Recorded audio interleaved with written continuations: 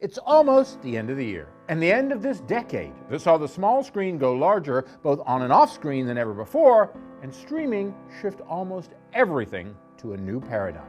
Which in that vein, let's take a moment to remember some of the greats that we said goodbye to this year, like Game of Thrones, Transparent, The Big Bang Theory, Orange is the New Black, The Ever-Poignant Veep, and Fleabag. With that, let's kick off our top 10 new shows of 2019. Because the force is strong here, with Disney Plus's The Mandalorian at number 10. They said you were the best in the parsec. Would you agree? I'll be honest, with all the hype from the House of Mouse over the launch of its new streaming service, the first live-action Star Wars TV series in the 4-decade history of the George Lucas-created brand left me a little disappointed when it debuted on November 12th, even with the inspired choice by executive producer Jon Favreau to cast Werner Herzog as an Imperial baddie looking for an edge in the time of the Resurrected Republic.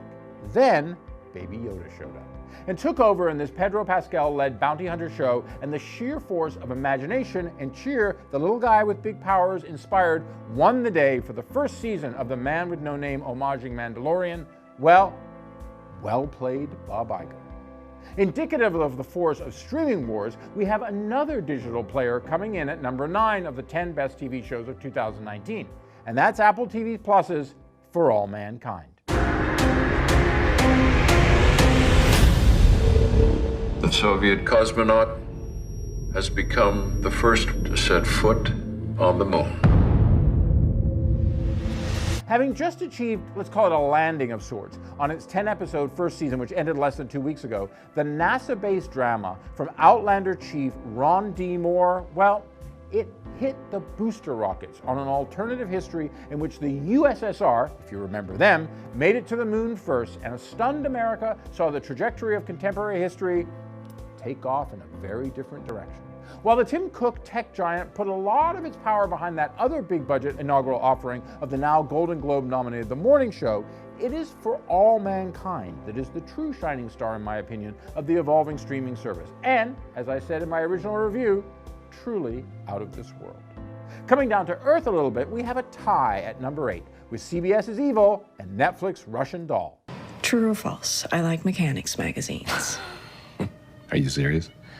False. I have diarrhea once or more a month. False, but thanks for asking. I like the sound of a woman screaming.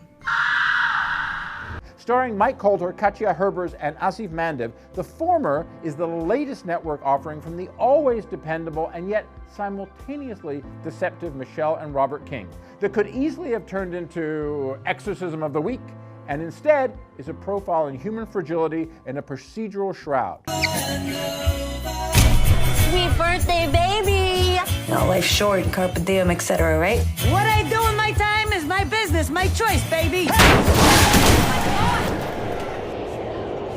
A multiple Emmy-nominated, deathfully deja vu from the Orange is the New Black vet Natasha Lyonne that bathed in the darkest of time loop humor and a very healthy perspective on addiction, family, New York, 3 faves of mine almost any time, and a much-deserved and renewed for a second season star turn for a superstar, if ever there was one, in Lyonne.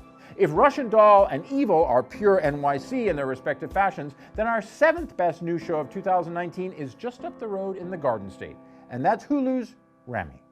Rami, do you want to stay alone forever? Mom, you can't just walk up to a Muslim girl and like start spitting game or something. What am I supposed to say? Like, hey, can I get your father's number? Yes, why not? Debuting on the now Disney-dominated streamer on April 19th. To call this show from Rami Zozef a comedy, I think that's like calling Game of Thrones a sword and dragons drama. It's just so much more. Focusing on the aspirations and contradictions of a New Jersey-based millennial Muslim American who is the son of Egyptian immigrants, the Gerard Carmichael produced and since renewed series offers some very different perspectives on the American dream and its blast radius, like those terrible days after 9/11 and how that impacted on Muslim Americans as well as the rest of us. Lastly, for today, at number 6, we have Showtime's Work in Progress. I laid out 180 almonds, and every day I'm just gonna throw one away. And if there's one almond left and I don't feel any better, I'm done. I'm out. You know what I mean?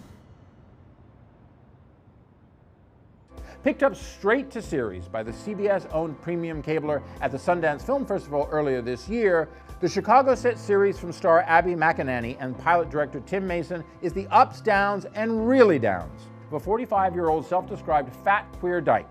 It is also wonderful in its spirit, originality, and truly laugh-out-loud one-liners that make extremely clear that quality isn't held back by any boundaries, systematic or self-imposed.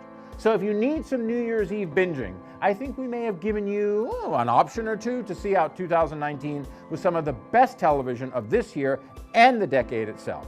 And stay tuned, true believers, because I'll be back in the new decade in 2 days with our top 5 best new TV shows of 2019. You'll want to watch out for who is at the top. Trust me.